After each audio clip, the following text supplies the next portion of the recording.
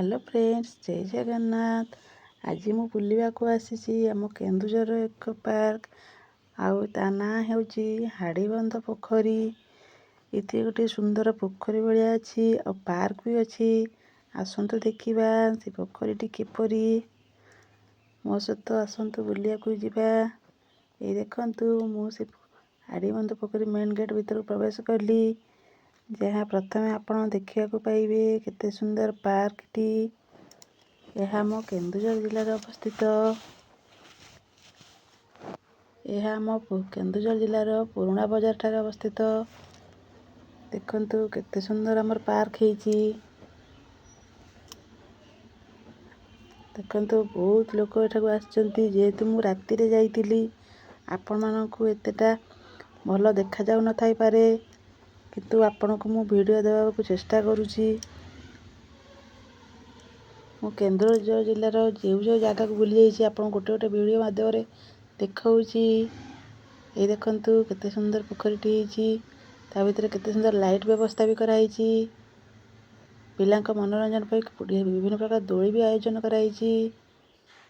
देखंतु ए पोखरीटर ना होछि हाड़ीबंध पोखरी। देखंतु केते सुंदर लिखा हेछि मो केन्दुझरगढ़। केते सुंदर हमर माननीय मुख्यमंत्री मोहन चरण माझी द्वारा उद्घाटन करा जाइछि। पूर्वतन मुख्यमंत्री नवीन पटनायक भी एठी आसी किछि सुंदर हमर कार्यक्रम करथिले।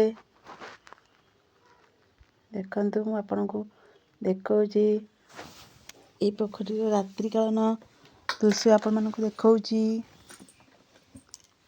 देखंतु आपण मानकू हमर ए केन्दुझर जिल्लार हाड़ीबंध पोखरीटी जदि आपनको मो वीडियो माध्यम भल लगी थाए तेले प्रथम रु शेष पर्यंत देखि लाइक शेयर सब्सक्राइब करिवे। जेहेतु मो स्पीकर नाही मो मोबाइल ले मु जति भाबने वॉइस दे पारुची आपण मानकू भल लागुथबो दी तेले चैनल को विजिट करी लाइक शेयर सब्सक्राइब करिवे।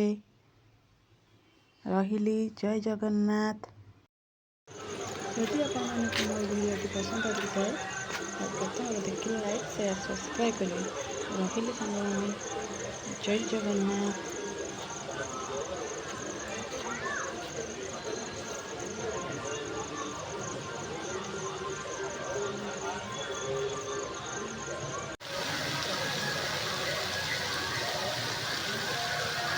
चलो